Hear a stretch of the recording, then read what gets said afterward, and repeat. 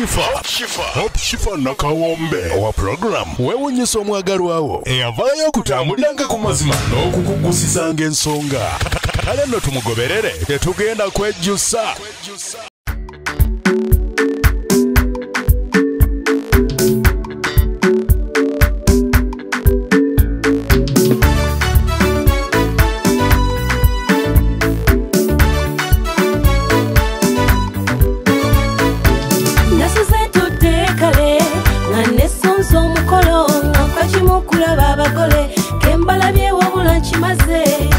Ateke mwanoze bunyimbe kolo nombase mukalire mbakubo mubali n'abakadde nja bakoza dduyiro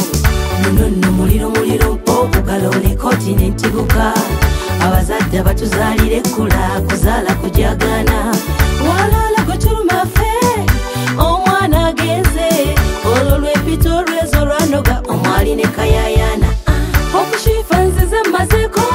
ogwange napatanya kuyimba kankuba omuziki owulira omubali gyempize engoma y'ekikere akalipagane sindikagano zolaba yagala okulaba omugole laba bwanyumya omwana mulaba ebiso yagala okulaba omugole gwena watonninya kiraba ennono yagala okulaba omugole muliwo abagole wamma mupubire yagala okulaba omugole akalipagane sindikagano zolaba yagala okulaba omugole laba bwanyumya omwana mulaba ebiso yagala okulaba omugole gwena watonninya kiraba ennono yagala okulaba omugole muliwo abagole wamma mupubire yagala okulaba omugole laba bwanyumya omugole alinga kibebi bituufu yanaabye mata ataalumwa ku nvunza kazibe ensekere tumusembereza obuwero ozunga onotumera abagole oba tijja okola ngeyiyo omuleka kati kyuka obawubire bwekirumye yesiba omutuba eno mbaga yejja lumu mu bulamu kati weerage oba obalumya abalumwe owennu gwa kimire kawakoze ne ku mmere n'ebyokunywa kiriya kankuba omubali ompulire omugagga otegese guno akalipagane sindikagano zolaba yagala okulaba omugole laba bwanyumya omwana mulaba ebiso yagala okulaba omugole gwena watonninya kiraba ennono yagala okulaba omugole muliwo abagole wamma mupubire yagala okulaba omugole akalipagane sindikagano zolaba yagala okulaba omugole laba bwanyumya omwana mulaba ebiso yagala okulaba omugole gwena watonninya kiraba ennono yagala okulaba omugole muliwo abagole wamma mupubire. Okay. Erizoba tushemerirwe munonga habwa Ruzaro Heritage Gadi na Milicent mugenda kunsanywa rwa kigambo kya rulimi ngenda kogera runyankore rukiga akubanga Ruganda sirumanyi nnyo so katubanze tusime Katonda Ruhanga owabasa kutwisa Erizoba tucaina magara kandi tone tuulire tumuterere mu ngaro. Nyongera kusima abana bitu nabo bakundeine kandi bakatwisa mukoro gw'Erizoba tukasiba turashemererwa nabo. Nyongera nsime abazire ba Gadi niyo bali kutuzalira omulenzi akatukundira omwana. Nyongera nsime abatebekanise mikoro mwena abatugabulira aba video coverage buri omwe ko kuyakwataho kugira ngo mukoro gugira ki gubonere mbasime nabo tubaterere mu ngaro.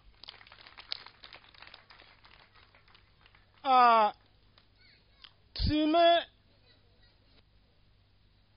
no gumuntu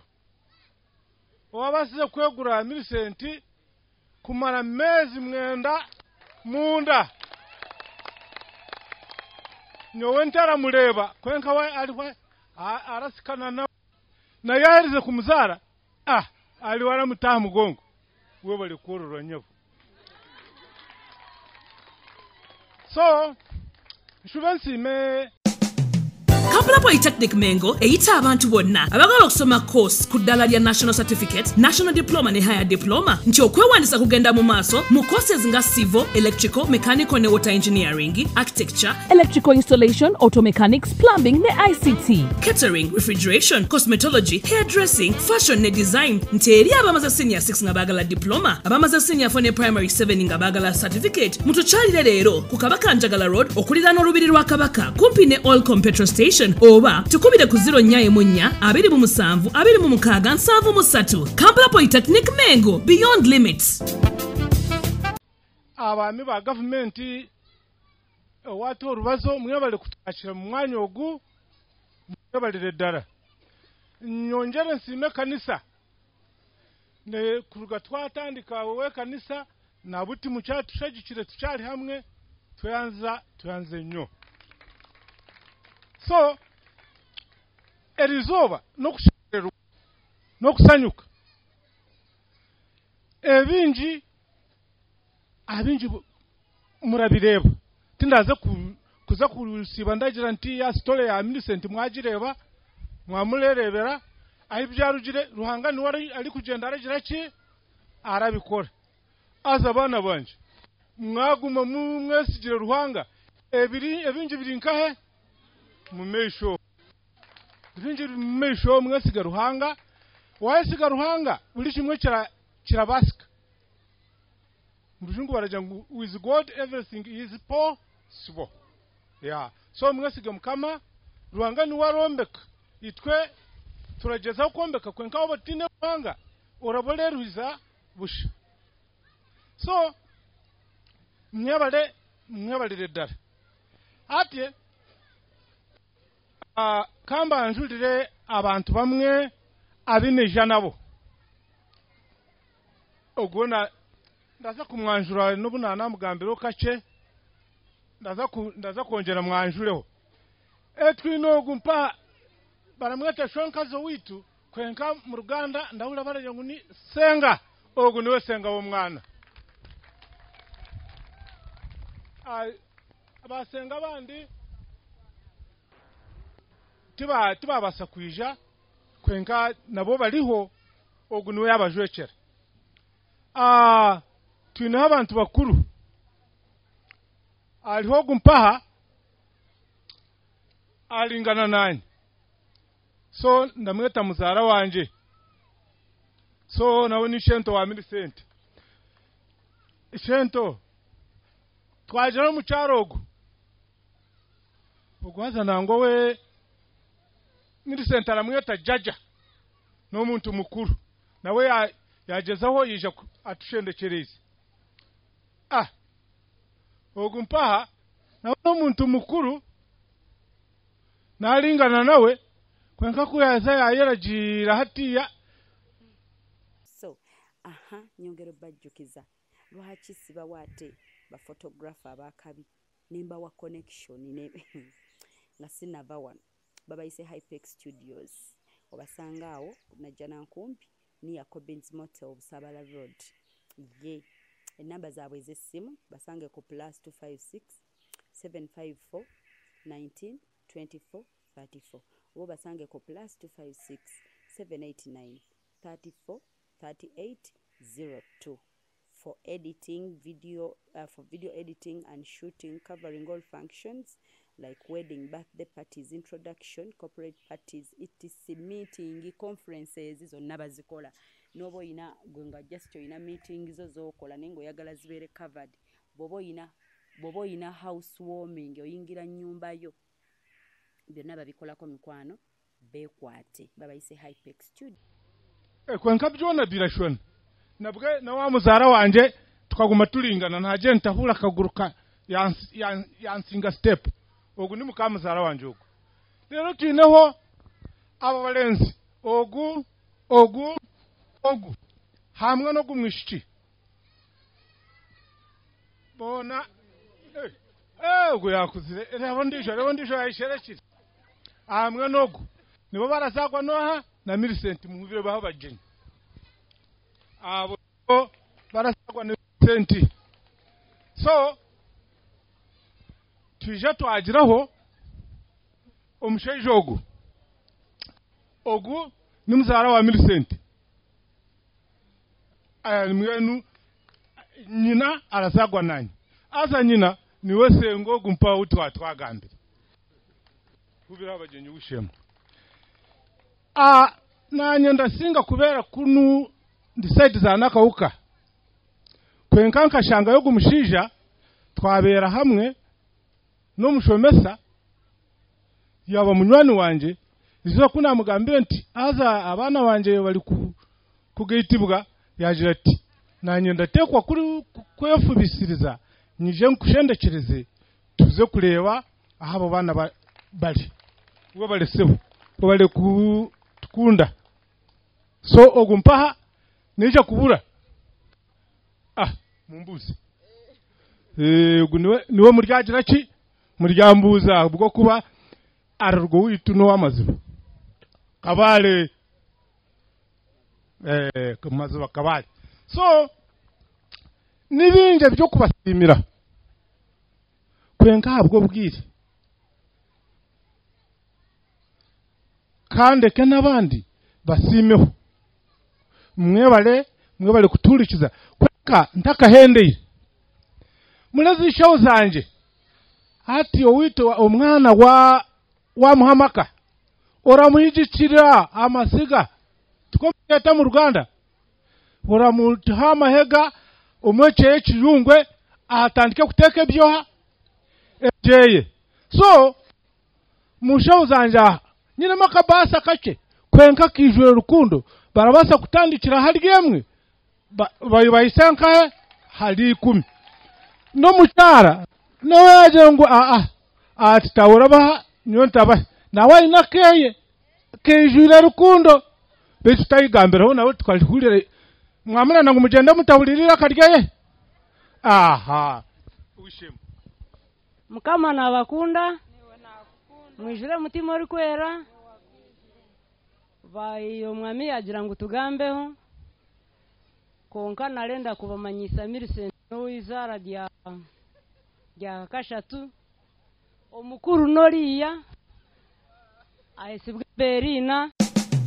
Kampala Polytechnic Mengo eyita abantu bonna abagala okusoma course ku ddala lya National Certificate, National Diploma ne Higher Diploma nti okwewandisa kugenda mu maaso mu courses nga Civil, Electrical, Mechanical ne Water Engineering, Architecture, Electrical Installation, Auto Mechanics, Plumbing ne ICT, Catering, Refrigeration, Cosmetology, Hairdressing, Fashion ne Design nti eri abamaze Senior 6 nga bagala Diploma, abamaze Senior 4 ne Primary 7 nga bagala Certificate mutukyalire leero ku Kabaka Njagala Road okuliraana olubiri lwa Kabaka kumpi ne Allcom Petrol Station oba tukubire ku 0-4-2-27-7-3 Kampala Polytechnic Mengo, beyond limits. Owa mukuratira Ainamani Edwin,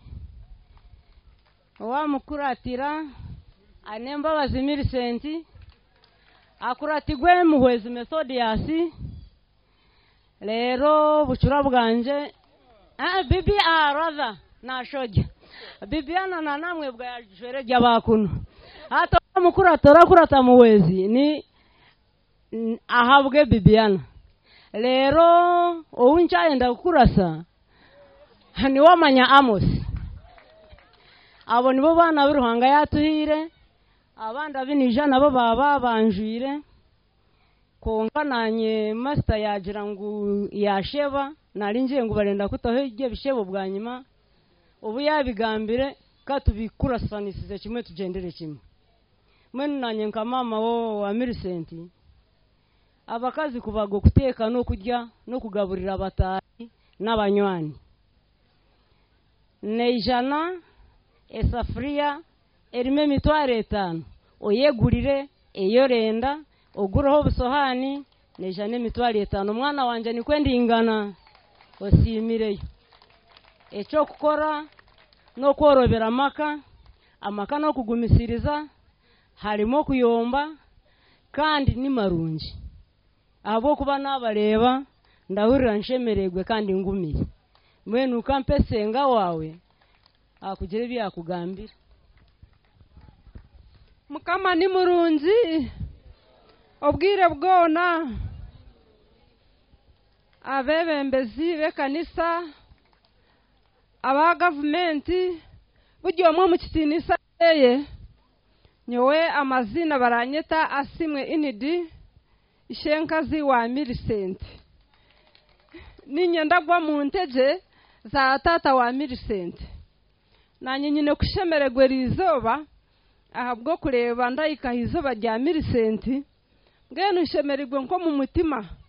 shemerigwe Millicent eriza watukorere cyo muhendo mu bahiga bantaraga nte twashemeregwa ngene ogumisirize amakani kugumisiriza kandi ngo wagumisiriza urahika habusinguze ebyo rabire muni byinji konka habwo bumanzi ahabwo kuremeraho wahika abusinguze rizoba azogumizaho mukama ryo muhezi wanyu iwe no mushija wawe nanyinyine kirabo kihango kandi kijire rukundo ndaze kukikuletera eshaha yahika nkiri mwe bali munonga kale wobalese bokutwikiriza so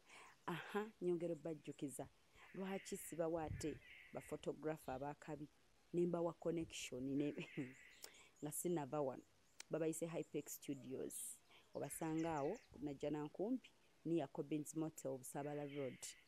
ye enamba zaabwe z'essimu basange ku +256 754 19 24 34 obo basange ku +256 789 34 38 02 for editing video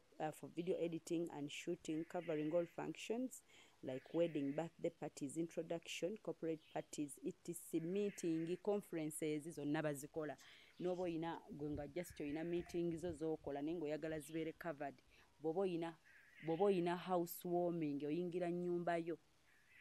byonna babikolako mikwano bekwate babayise Hypex Studio